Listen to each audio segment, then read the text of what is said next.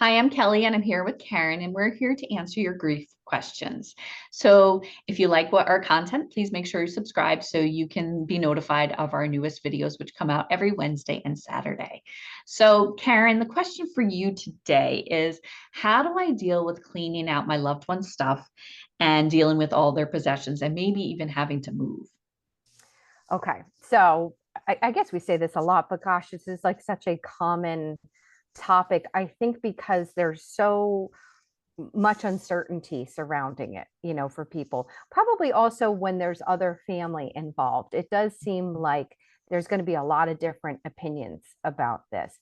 If you're in the position to be the one deciding, then I think what we probably most often tell people is to just take your time with it, and to not feel like to understand that some people feel very comforted by having their loved ones stuff there. Others need to clean it out as soon as possible. Again, we've kind of talked about like these 50-50 opinions. And I felt like if I had a room of people, I could split them, like, all right, the people who cleaned out right away, the people who are holding on to the stuff. And we would kind of split that room in half with who did what, and it's the kind of thing that you're really just trying to find some level of comfort, especially if you're the one living with those possessions, and trying to track that. The tricky thing is when other people do start getting involved, or maybe it's a parent in a home that you didn't live and you have siblings, and one person just wants to clean everything out. Let's just like get rid of everything. And the other's like, well, maybe we can take a little bit of time or go through some stuff. So it's a lot of like, either personal things that we're trying to navigate or sort of those family dynamics issues that are very challenging. Some of the advice that I try to give people with this is when it comes time, whenever that is, that they are doing the cleaning out. One, I always recommend to people, don't just like pick a weekend. And I know, listen, we all have schedules and somebody could be flying in or something. But the idea that's like, all right, we're going to get it all done, on Saturday or something. And then people go in and, recognizing this is not like moving. This is not the same thing as just, packing up some stuff or doing a spring cleaning. Everything, everything has an emotional attachment to it. People will pick up a toothbrush or a sweater that has tags on it, like things like that, and have so much emotion go into all of it.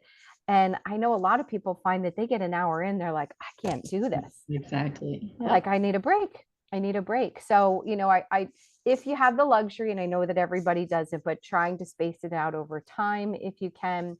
Gosh, there's so much to talk about with this as I'm I thinking agree. about I agree. it. Like I'm sitting here running through my head, thinking of all the things I've talked about. Yeah. Do you have people help you or not? Like, let's say it is up to you to do this on your own. Like, is it helpful and supportive to have a couple of good friends to come in and be like, kind of gently guiding you through the practical of like, well, maybe you don't need to hold on to this, but this would be good, you know. One person, some, advice that I heard that I loved is they took pictures of stuff. Yes, I tell people that all the time. And I thought that was great. I thought that was great. I know another man who lost his partner. He kind of put together what he called like the essence, and he had like a shelf, and it just had things that felt like the essence, of who his partner was. And, because he did move, and, kind of that was a way to bring him there with him. And I thought that was lovely. So, it's just, you're kind of trying to figure it out as you go. But I think a big part of it is, let's say that you feel very strongly, it's your home, and you feel very strongly that you want to hold on to some things for a while, or that you want to clean out. Adult children or whoever else may be coming in with opinions, it's going to be a conversation, Yeah. to help them understand that. Because I think sometimes people come in and think, oh, well, you're not thinking straight, and you don't, and we're just going to take care of it for you. And this is not an easy time to be kind of standing up and holding strong, but maybe trying to help express that, like, I'm not ready to do that yet. Please just give me time. Eventually we will, but I just can't do it right now, if Yeah. that's where you're at. Absolutely. I do think that's one of the things I would be careful with telling somebody very early grief, right? Is if they have to go through, and sometimes you have to, right? Yeah. Sometimes you have to get, they live in an apartment and you have to get their stuff out. but maybe you put some stuff in totes and you keep it for a little while so you know what you might want to keep down the road. Because I think sometimes if we do it too early, we're so in such an emotional mind that we may be like, oh, I wish I would have kept that. Yeah. Or, I think about now what some people do, with the t-shirts, or they make the quilts out of them, or the teddy bears out of them. There's so many things I think back, even from my mom died when I was a teenager, that I wish we had kept and could have done something like that Mm. with. I think sometimes you make these decisions and you don't realize, like, oh, and as I'm sitting here with my mom's mug, Yeah. that has so much meaning to me, I'm glad I still have this, and so it's some things we don't realize how much we may value them later on. And I also think one of the things, like that TV show, that does it bring you joy? Just because it brought your loved one joy doesn't necessarily mean it's going to bring you joy or comfort. And so maybe Mm. those are things that you don't have to keep, right? Right. Just because she loved that painting that you think is hideous, it doesn't mean you have to keep that.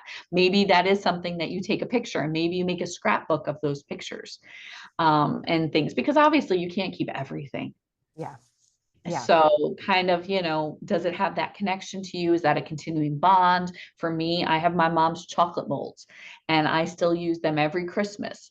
And I mean, they're falling apart at this point, but that's my continuing bond. That's the way I keep my connection to my mom.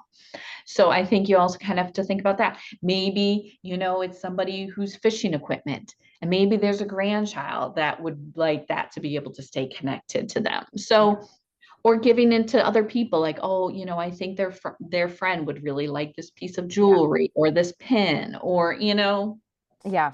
Yeah. And I have heard that, and I like that. And I think people really appreciate that, because you Mhm. always think of like the immediate family, those that are Exactly. absolutely the closest, but there's usually a lot of people in a person's life. And if they feel like you thought of them or included them, or they get to have a piece, and then you get to feel like it goes someplace that, that person cared about, I think that's wonderful.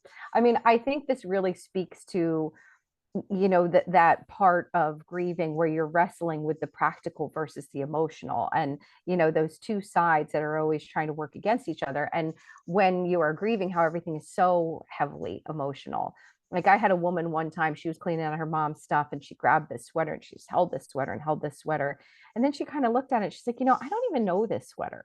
Like, I don't remember Mhm. seeing my mom in it. Exactly. Yeah. And then like something just kind of clicked, maybe that kind of more practical side. And then, she was like, my mom's not in this sweater. This Mhm. sweater isn't my mom. Like, all of those things that I'm holding on to, I have to really think about. Now, I've heard people keeping like unusual things. Like, one woman, I think my favorite was that she kept her mom's pill tender.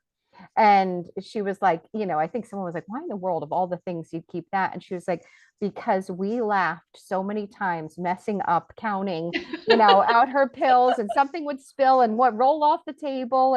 And she's like, we had the best time with that pill tender, even though it was at an awful time, Yeah. so people hold on to things like that. And if you are in a position, and again, really having to highlight that there's so many different scenarios here that people are going to be in.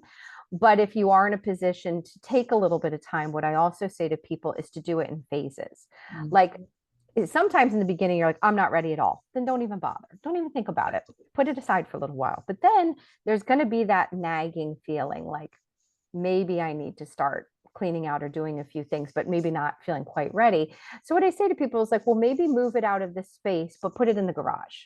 Exactly. Put it in some bags, keep it in the house. Like, don't schedule Purple Heart to come, the same day, because that's where you could feel like, oh my gosh, I shouldn't have gotten rid of it. But like, get it out of its space and let it sit somewhere else for a little bit and see how you feel with it not being where it normally is. And if you can deal with that or not, Or you can start small, like their underwear drawer, Right. or things that you can't donate or you don't want to keep, Right. and you start there. Yeah. Or you put the clothes from one closet to another closet, just to kind of give you some space and time, and then thinking about, like, I had one woman, she donated her husband's suits to like a prom, like Oh, a prom charity, and so children, boys that needed a suit. I just, that was she found a lot of meaning in that, and knowing that that was helping somebody. And so some of those things can be really, beneficial rather than just throwing them out. Maybe there is a good place to donate some of the things too.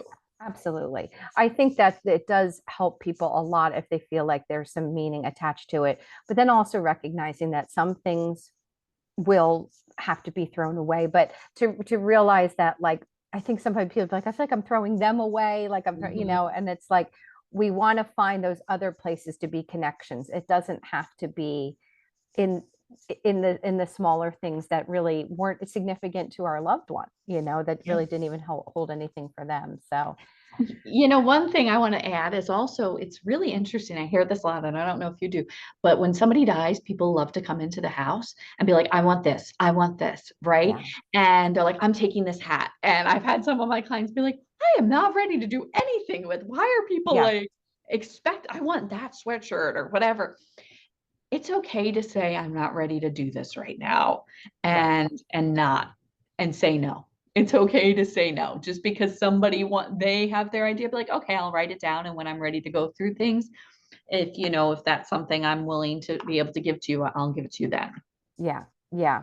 And it kind of, again, sort of circles back to that idea, which is maybe a broader issue and maybe a whole other topic. But, the idea that a lot of times people treat grieving people like they don't know what they're doing, Mhm. and we need to step in. And again, I think adult children are well-meaning. We're adult children trying to help parents and everything. And, you try to be well-meaning. And I think sometimes it's like, we're going to take care of this for you, and you've got too much going on or whatever. But meanwhile, the parent or the person who's maybe grieving a spouse and living in the home with the possessions is not ready for certain things. So Yep, trying exactly. to communicate that, like, listen, I actually, I may not really know what I do want to do or what, but I also know what I'm not ready for, and I'm not ready for this, Exactly. and kind of express that to people. But it's hard. Yeah, I feel like we could have like five different parts of this, of like different scenarios. Yeah. And I think the biggest thing is, if you don't have to rush, there's no timetable, and you'll Yeah. know when you're ready to do it. Yeah. And honestly, that's the biggest part of it, because people would say, well, I'm never going to be ready. And it's like, no, but you are going to wake up one day and feel differently. And that's probably another thing I tell people. And they're like, I didn't believe you, but like, you just wake up one day and Exactly. something feels different. Well, how many women have you been like, well, I wasn't ready, but now I really want more of my closet space. Yeah. Yeah, yeah. Or to make the space feel a little bit more like theirs. I mean, that's people, again, I guess we'll talk about if you lose a spouse or maybe someone you shared that home with, like wanting to make this space, it used to be ours, and wanting to make it mine. Exactly. I do think that's something that people will kind of work on too. Eventually, that's usually a little Yep. bit of a ways out. So, Exactly. yeah. All Okay. right. Well, thank you so much, Karen. And Sure. thanks for watching, and make sure you subscribe so you stay up to date on more of our videos. Take care.